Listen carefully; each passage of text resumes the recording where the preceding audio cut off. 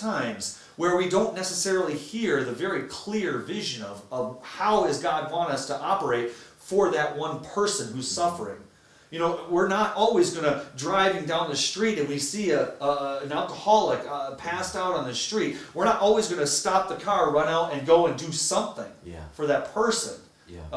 You know, would that we were in tune enough, that we could be in tune enough to always be ready, and when God says, okay, stop the car, go over there, give them this or that. Pick them up, take them, whatever it is, and God will clearly show us that He'll stir us, and many times through our conscience, through our compassions, He'll stir us.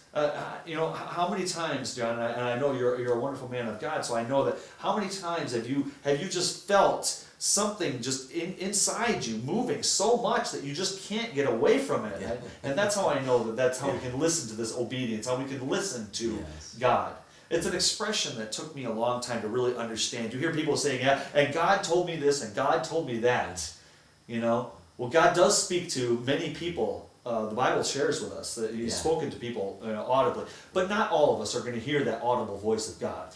Many of us, God will reach in through our love and our compassion and stir us to a place where we can't even fall asleep. You have to do it. If you don't do something, you're gonna pop. You have to do it. Explode. You have to do that. You're so filled with the love of God. That's right. You know you have a calling on your life because you gotta do it. 2 o'clock in the morning. You gotta reach the lost. You gotta tell somebody about Jesus. That's you right. have to go out. That's right. And that is how you know. That's how you know. That's how you know. And you know, as you were talking about, you know, the life of a missionary, Jason, when you go over there and you're operating in this kind of love, this kind of faith, and you're moving forward, how do you do this? You just shared with me a testimony a little while ago about, you know, you didn't have any money to go back to Ukraine, but you began to tell people that you're going to Ukraine.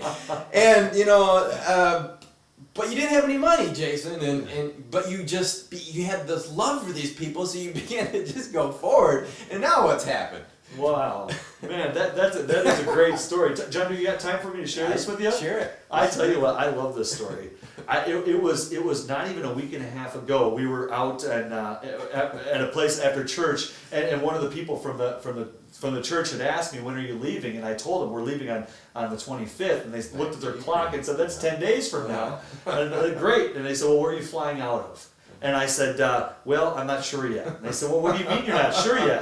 Well, the long and the short is I ended up having to tell them, oh, I don't even have my tickets yet. And when they heard you don't have your tickets, but what are you doing going on a mission trip if you don't have your ticket? That should have been the first thing that you did. And I thought, well, you know. That's pretty, you know, that makes sense. I can see why they'd be a little concerned, Jason, but you had faith.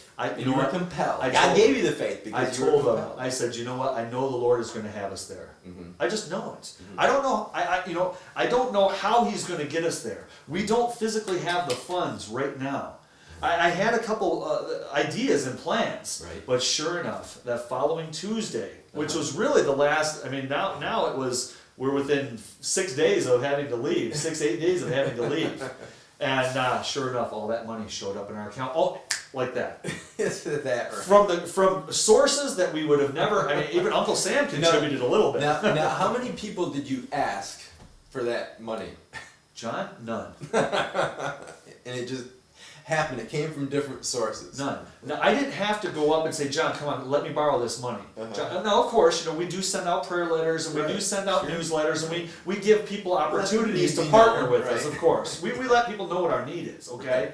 So, but when there's something supernatural happening here. When God moves, because all those people they've known our needs, and I believe that God allows us to go through this time of testing. God really wants to see, where is our faith? Do we, and are we going to go to the credit cards? Are we going to go to the bank and look for the money to take us out to do the Lord's work? Are we going to take it to the Lord? Yeah. And say, okay, God, it's time to sell one of them cows on them hills. You know what I'm saying? The Lord's got 1,000. He owns the cows on 1,000, you know, on 1,000 right. hills, and sometimes he asks for one or two. That's right.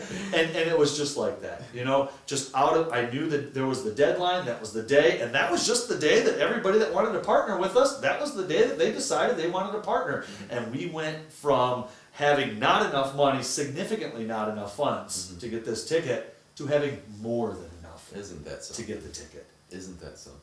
That's awesome. God stirred their heart to help out on that day. Praise the Lord. Wow. You know, it is. This whole going out in missions, no matter if you're going across the sea or if you're going into your family, Yeah. it's a faith walk. Yeah. We need to put our faith in God to give us the words to say, to direct us how to say them, Yeah. to say, Lord, open up an opportunity for us. Yeah. You know, I recently had an opportunity to witness to a family member, but the room was constantly crowded with other people, and the opportunity never really opened up to say, do you know Jesus? Yeah. You know? But you could show them your love. I can show them the love. I can show them the love. And the great thing is that through our faith, I knew that God would give me that opportunity to ask that question.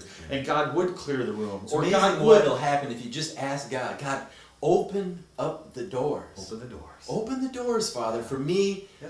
to reach a lost and dying world for you, Jesus. Yeah. When you pray that prayer, you know what I found? I have found that is a prayer that God will answer. That's right. He will say That's right. yes. Now, That's you right. may not see it right away, but I can guarantee you the Lord's heart is to reach out to a lost and dying world. That's right. For Jesus Christ. He wishes that none should perish. Yes. He wants us all to Yes. make it into eternity and be able to have eternity in His presence. Yes. The joy and celebration, the happiness. Joy, love, and peace. He wants us. Righteousness He and wants Holy us there Ghost. in His arms. Yeah.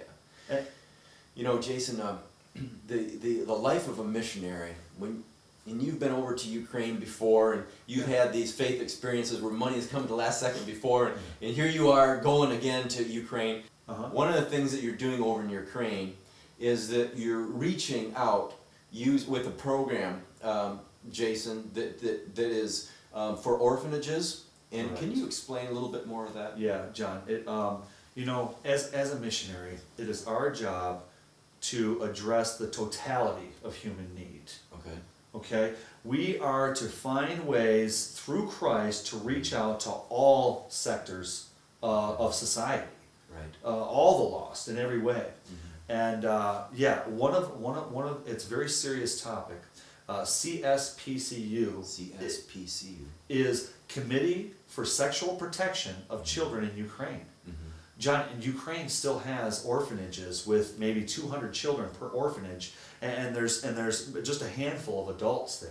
Mm-hmm. And John, in a place where you have a real highly concentrated group of people in one area, all kinds of things can happen in there. And John, a lot of these children, they don't have parents, they don't have people protecting and watching over them. So darkness can creep in, and does. Is a very So real there's a lot thing. of sexual sin. Well, I don't want to, I'm not going to give any statistical number, but I do, it is very real that the climate or the atmosphere for this perversion to take place does. And the fact is, nobody's defending these children on this level. In Ukraine right now, there is no child protective services. We don't have hotlines. We don't have women's resource centers and counseling.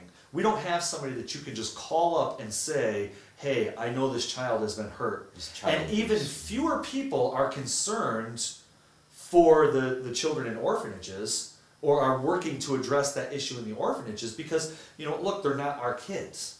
First, let's take care of my own children, you know. Yeah. Wouldn't you you've got 2 children of your own. Of course, those are the first 2, maybe not you, but others out there. We look to our own families first, and then with the extra resources, then we'll reach out to those children who are in darker places in these orphanages. And so it's our vision. We've been called to organize a group of different Christian a Christian coalition of different organizations who work with the children in the orphanages, humanitarian groups and different international missionaries, and local social workers, which there are very few social workers, and get together and look and say, what can we do to help address Boy, this issue? that is so big, Jason, and I tell you, that just hurts my heart that there are children that are sexually molested over in these countries like that, and it's such an awesome thing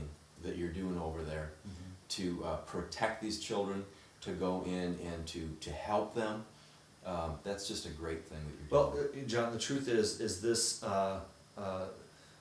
anyone who would sexually abuse a child, it is demonic possession. Yeah. And that this sense sort of demonic perversion, it's all over the world. Right. We've got it here in America. But what we've got in America that they don't have there is we do have, like I said, organizations, police, lawyers. We have people that are doing at least some, you know, of course we can never eradicate this from the earth altogether until the rapture, of course, but that's another topic. But for over here, for these children, so our goal is to start. I mean, we're very much back in 1950 America, 1940s. In Ukraine. In Ukraine, right now. If we look at the social structure, if we look at what's happening right over there, and John, it's our belief that it's the church's responsibility to go in there and really spearhead this sort of activity. But Jason, what are you doing right now to spearhead that activity? Well, we're doing a couple different things. The main thing that we're doing right now is, step one is to get people together. It's what I call the broken glass theory. Okay, imagine a glass got knocked down and all those shards are on the ground. Well, in Ukraine right now, just coming out of breaking away, they're independent sovereign country now, and so they've broken away from Soviet Union, but it still has this kind of closed high wall society, if you will. I don't tell you what's going on in my yard, and I don't want to know what's going on in yours. So we get a lot of people that are kind of operating independently. We don't have a very good sense of network or organization. Broken glass theory. What our vision is, through the Lord, through the power of God, we're going to be able to bring this glass back up onto this table. Each one of those pieces of glass represents a person, a doctor, a lawyer, a youth pastor, somebody who has this compassion to do something for the abused children, but they don't know what to do. They don't know who to band together with, and they know that they can't operate on their own independently, but again, they've got this compassion stirred within them. Our step one goal is to get the names of all these people, get them listed, get them in the same room together and say, hey, wow, I've got the same vision too. Yeah, I do too. Yeah. Wow, there's other people out there that care. And now we've got this coalition. Now we've got 20 people who are all marching in the same order. Instead of having one group saying, let's do these projects, and they're doing it, and this other group saying, let's do these projects. And the fact is, they're both doing the exact same thing. They're both fighting in the same way. But they're not fighting together. But they're not fighting together. Wouldn't it be great to get those two people together, and then now they can divide say, okay, you handle this aspect and you handle this aspect, and we're still going to be able to be working together. Jason, is it possible that broken glass that you're talking about, and bringing everything back together, is it possible that people over here,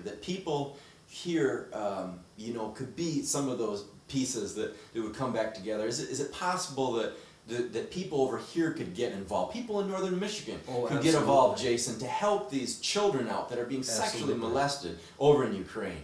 I mean, is there anything that we can do to stop that abuse? I tell you what, another project that we're working on is we're bringing over, Ukraine right now, they've got a lot of theory in their social work department.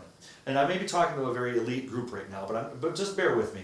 They're taught a lot of theoretical textbook application to counseling, but what they don't have is a lot of practicum. The fact is, there's not a lot of graduated or people that are working in the social work field because it just simply doesn't exist. Right. So to bring somebody over is what we really need to do now. We need to bring people in from Great Britain, Holland, Germany, and America, and bring them over and share their practical experiences, people that have been in the field. So we're bringing over now. What type of people?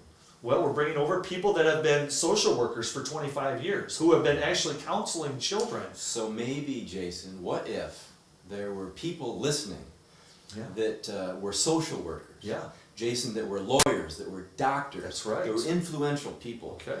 Judges, Yeah. people that were listening to say, you know what, I can do something. Yeah. I want to be obedient to the Lord. How would they get involved? Yeah, well, of course, we're gonna, at the end of this, I would hope that we're gonna put up some information, We'll have the website website. information, and they can contact us through there. And in contacting us, we can talk one-on-one. But the ways that they can get involved is like, there's an organization out of South